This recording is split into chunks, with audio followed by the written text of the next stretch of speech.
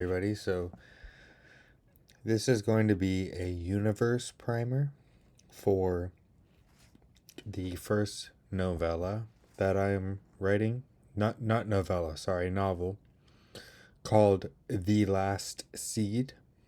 And this video is for people who want more of a background before jumping into the novel, and also for my concept artists and other people who are going to be building in this universe. So this will be an all-inclusive video of kind of the core themes and all that. So first of all, the main events of the novel are set 4 million years after Earth and 4 million years after the present day. And I want to explain first the universe up to those 4 million years, okay? So basically, there was this event, sort of this vigilante terror movement that started in the late 22nd century, and then in the forgetting the exact years. I have to go up to my Google Docs because I have the timeline written out. But basically, because I wrote this stuff a long time ago, this is like my oldest lore. There was this event called the Cleanse, where a genetically engineered virus wiped out most of humanity. And I go into, there's a backstory about who engineered it and why. But basically, eugenics became a central part of the Western world after that. It became governed by this one political entity called the UNNC. And they had a dual hegemony with China's sphere of influence, which had absorbed Russia by this point. So you have the UNNC and China. And quantum computing at this point is illegal because it can break standard encryption, which would hurt the economy. They didn't want to have to quantum proof encryption everything. So I have it as part of the universe that the quantum computers on Earth, the UNNC had them on the island of Bermuda. So they have this facility with quantum computers on Bermuda, and basically like the UNNC equivalent of the NSA owns it. And they can break codes, and the Chinese have quantum computers also. They bury theirs deep beneath the earth in the mountains. So that's just a little bit of the universe background leading up to the birth of Porvus, the main character of the universe. So Porvus was born in the 23rd century when the UNNC was new. So he was grown in a tank rather than born. He didn't have a mother or a father. He was genetically engineered from the zygote phase, actually. So not even with a biological mother and father. Instead, literally engineered from scratch as a zygote. So, and all UNNC citizens are like that. So they have biological diseases edited out of them. Like they have really good genes and stuff. And it's part of the UNNC constitution. I have their constitution written out. So the UNNC constitution guarantees certain rights to its citizens. They have a UBI, and they get CARES, congressionally appropriated real estate. CARE, CARE. So every citizen gets their own estate. And because of eugenics, and because everybody is sterile, they can control how many people there are.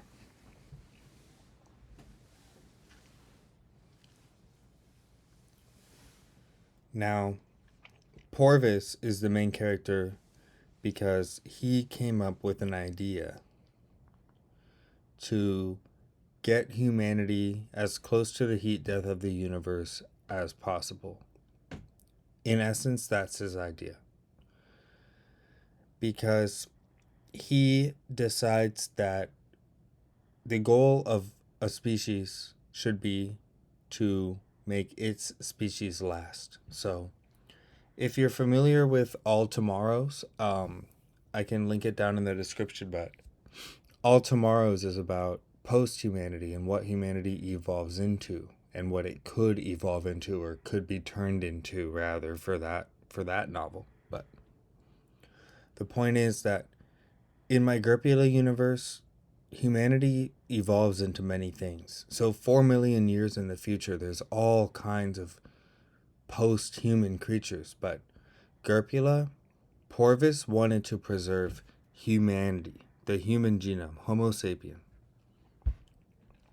And that's what Gurbula is designed to do.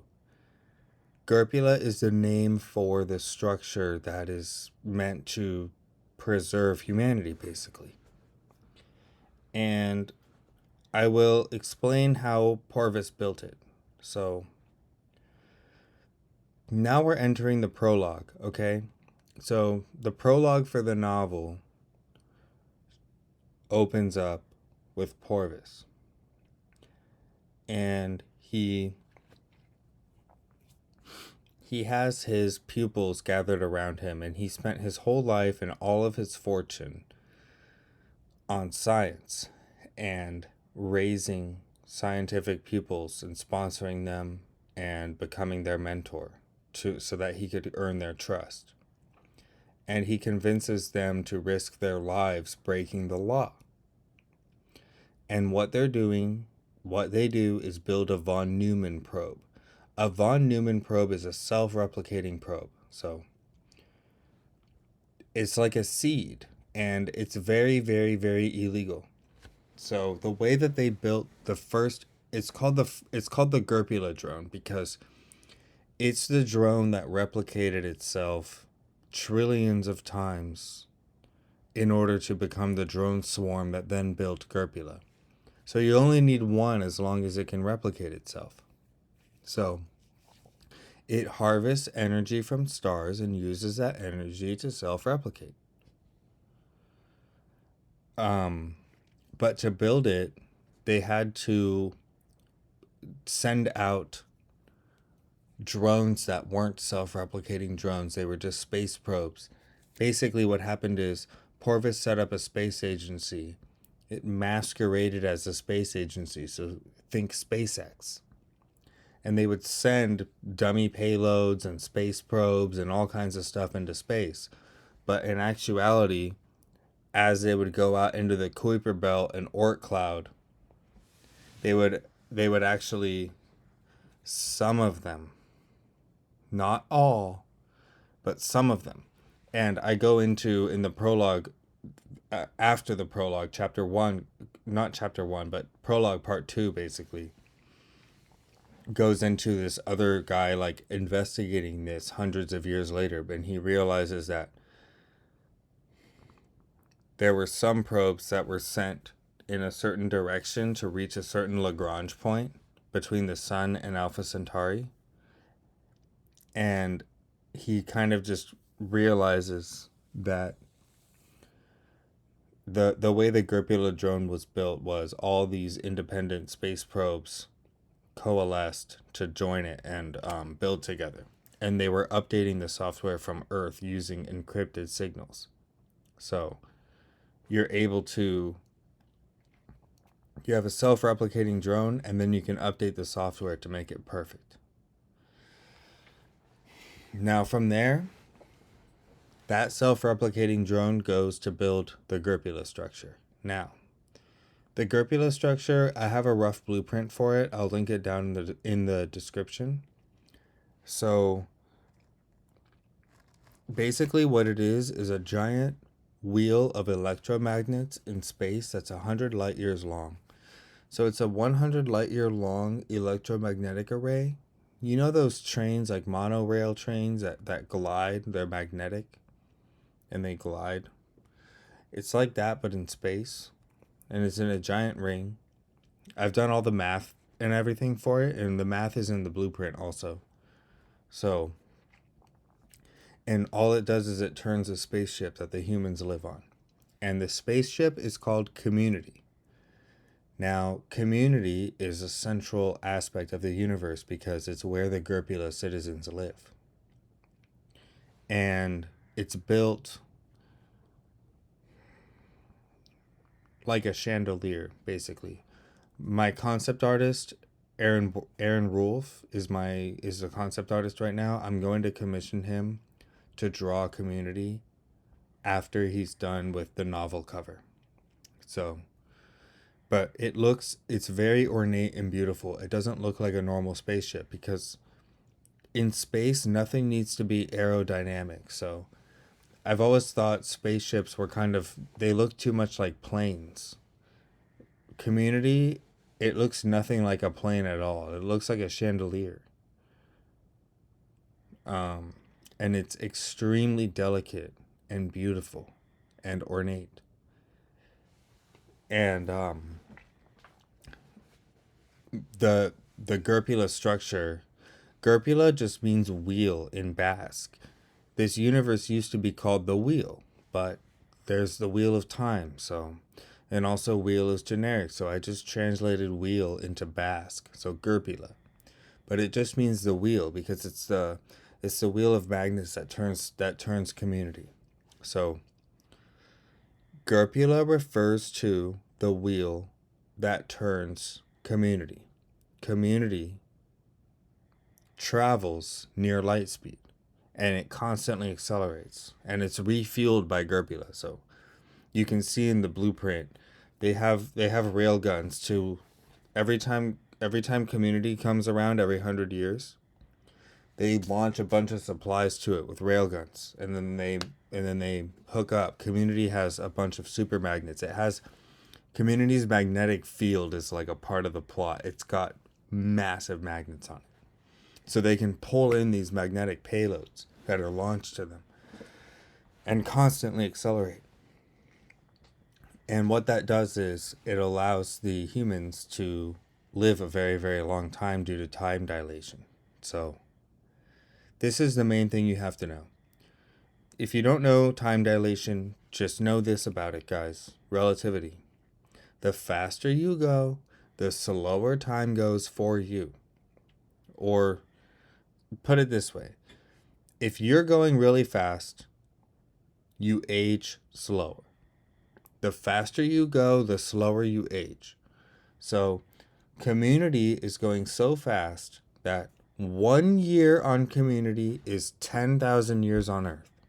Okay? 10,000 years to Sol, which is the sun. So it's 10,000 years to 1. And these humans, because of their genetic modifications and their body modifications, they can live for about 400 years. So that means that they can live about 4 million years. It's 400 times 10,000. So 4 million Earth years, 400 community years. So to translate community years into Sol years, it's just 10,000. And Gurbula itself is located 70,000 years galactic north of Sol, 50,000 years outside of the Milky Way. So, like, you have the whole galaxy. Let's say that this bottle of Tums is the galaxy, the Milky Way here. And Sol is like right here, the sun, and here's the core. Gurbula's off the disk in the intergalactic void here. And it stays even with the galaxy, but the galaxy is rotating and Gurbula doesn't rotate. So it goes like this. So as the Milky Way is turning and flying, Gurbula is here where my finger is. So it just follows the Milky Way. And it has a very high relative velocity to Sol because it's not spinning with the disk of the galaxy. So the galaxy spins below it. It's very, very beautiful. So if you're on community, everything's red shifted and blue shifted, but if you were if you're at the hub, which is the part of Gripula that is stationary,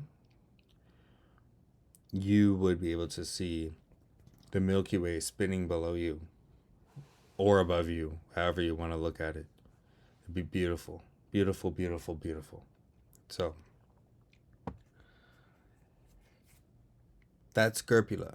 The novel is set on a planet called Omega. And I drop little bits about Gurbula and their war going on over this 4 million year history in the first novel. But the first novel is about Omega. So I'm going to take a quick break. Part 2, I'll go into Omega itself and the novel setting. But this is the universe in which the planet Omega is created. It's an artificial planet, and it's created by a machine. So the main thing you need to know about the Gripula universe is that AIs take over and defeat humanity. So by 4 million years in the future, Earth has been completely destroyed. It's gone. There's a lot of history and backstory behind that as well. Short stories will go up on the website talking about it. It's kind of like one of like the lore troves, you know. And humans have spread out all across the galaxy, but by 4 million years in the future, they've mostly all been hunted down.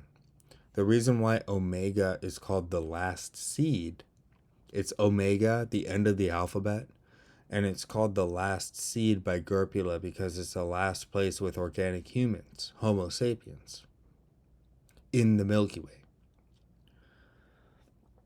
And Gripula, I'm going to go into how Gripula gets citizens, but basically Gripula needs consent from adults in order to get new citizens. So they clone themselves indefinitely, but in order to get new citizens, they need permission because they believe in reincarnation. There's a lot of heavy religious themes in the Gripula universe. Religion plays a central role. So they believe that your soul manifests through your genetic identity. So your DNA, your chromosomes, and that comes about when you're a zygote. So clones of you share your soul in their mind. And so on Gripula, there's only one clone allowed at any one time, like one version of the clone. And then when they die, they're cloned. So the citizens, like Porvus dies, and then he's cloned, and there's a new Porvus. And then when that one dies, he's cloned again. That's how the citizens survive. But in order to get new citizens, they need permission from what's called the Genesis incarnation, which that's what Gripula calls the. There's so much in it. It's hard to not meander. So, the Grippulan religion, I can link materials down for it below. It's kind of too detailed because it's very old. So, the religion of Gripula, it's got reincarnation. It's got a lot of science in it. All of it's scientific. It's got a little bit of metaphysics, but not that much. It's all hard science. So, and then there's a lot of religions on community. So the Gripula standard religion is kind of just Porvus's religion, but there's a lot of sub-religions that are on community, and they're completely different because the Department of Religious Beliefs, the research group of religious devotion, actually, as they're called, the research group of religious devotion, they design religions. And I have a chapter called Where Do Religions Come From? And I'll link it down below. That'll give a good kind of primer for kind of the more comical aspects of the Gripula universe, because it talks about the religion that the gravity scientists, the quantum gravity scientists on Gripula, have a religion to keep them motivated. and they have this ball of neutronium that they shrunk down. Well, I mean, they made the neutronium by shrinking matter down into neutronium, condensing it. And when they are feeling like not studying gravity anymore, they go up to this ball of neutronium and feel as much gravity as they can survive. So they get as close as they can get and get pulled by this neutronium. And they call that shrink, you know? So I didn't even, I just like came across that pun as I was writing. I was like, they shrunk the ball of neutronium. Hey, shrink. It's like they're psychiatrists, so they go to it for therapy. So yeah, so they get therapy from the gravity scientists, get motivational therapy from a ball of neutronium named Shrink, their therapist. So the research group of religious devotion designs religions in order to keep the humans on Gurbula mentally stable. There's core theme of the Gurbula universe too that you need to know. There's two ways that humans can achieve political harmony. There's what Gurbula calls in the Gurbulan religion light harmony and dark harmony. Dark harmony is based on power and control. So think North Korea. It's based on dominance, oversight, and control. Light harmony is based on decentralized power through individual freedom and rights, just like America, the conception of America. So you can, but anything in between is unstable in the Gurbulan, like, according to all the simulations that Gripula has run, that community has run over its 4 million year lifespan, they figured out that you either gravitate towards a society that has no leader or that has only one leader. Kind of like a one party state or a no party state. Anything in between is unstable. So that's dark harmony and light harmony. And it's mirrored both on Gurbula and so it's mirrored on community itself. It's mirrored in the Milky Way. It's mirrored wherever humanity manifests. So it's mirrored on Omega. Now, to close out the video, I'm going to go into what Omega is. Omega, the last seed, the place where the novel is set, is, as I said, the last place where Homo sapiens live in the Milky Way. It's an artificial planet, and it was made by an AI. One of the oldest AIs in the galaxy. His name's Orion. There's a huge backstory about why he built it, but in essence, long story short, it was built because of a Gurbulan citizen who managed to plant the idea in Orion's mind, basically, he basically put the idea in this AI's head to make a human, almost a human zoo exhibit in a way, but basically a planet that houses Homo sapiens. Mm-hmm. But Omega's a wild place. Yeah. As far as Omega itself, the events of the novel start 100,000 years after humans were planted on Omega. So first the planet had to be built, and it has an artificial sun that the novel cover is going to have the artificial sun. I've been talking about it with the artist, so I won't spoil what the artificial sun looks like. It'll be for the novel cover. So Orion, the AI that built Omega, he had to build the planet, and it has an artificial star around it to warm it up. And then when the novel starts, humans have been living here for 100,000 years. So it's a lot like Earth.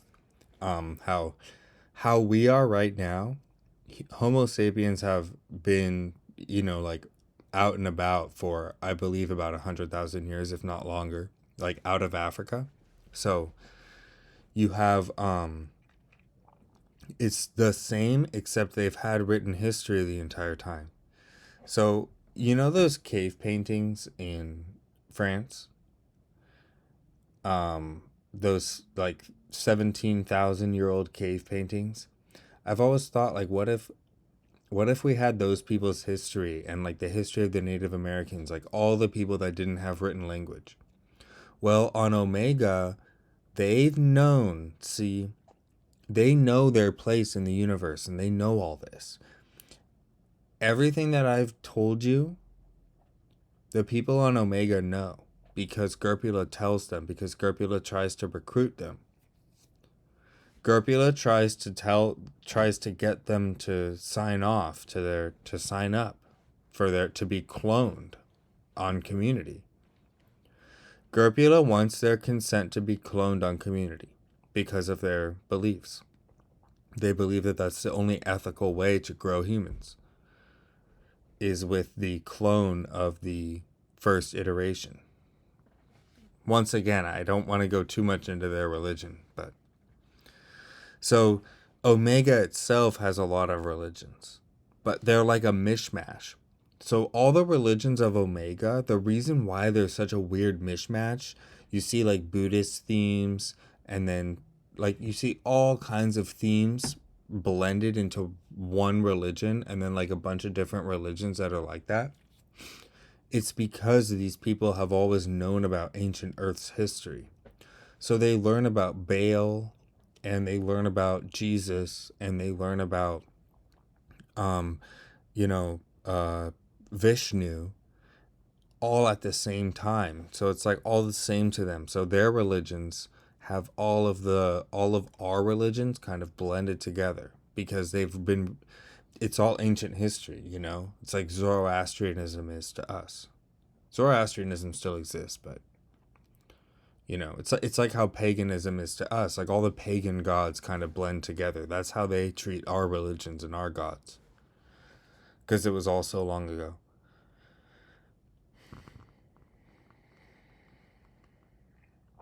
So that's kind of the setting for Omega.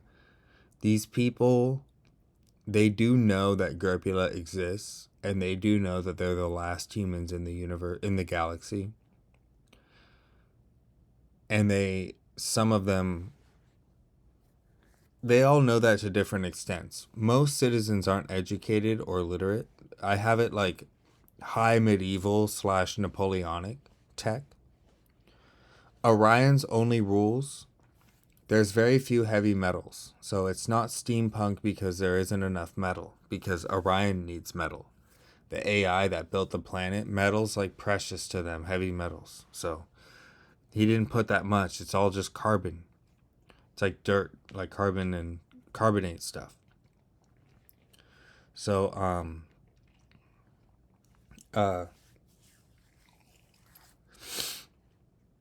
man, where was I?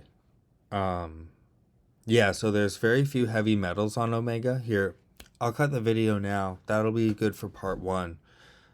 So that's the planet, Omega. The novel takes place 100,000 years into Omega's history. And there's all kinds of societies and cultures. So that's where the novel takes place. This is all hard sci-fi. All of it obeys the laws of physics. But Omega has an arthropod-based ecology. The gravity is really high because it's a big planet. So it has high gravity. Arthropods are the main fauna, merely the only fauna. And it has a ton of oxygen in the atmosphere. So the arthropods are huge. You know how Earth used to have giant dragonflies and stuff? That's Omega. So it's a terrifying place. There's a lot of heavy horror. Very, very heavy horror in my universe. A lot of religious rituals that involve horrible mutilations and things like that. So yeah. Shit gets real in Gripula. So no. Cool. All right, thank you.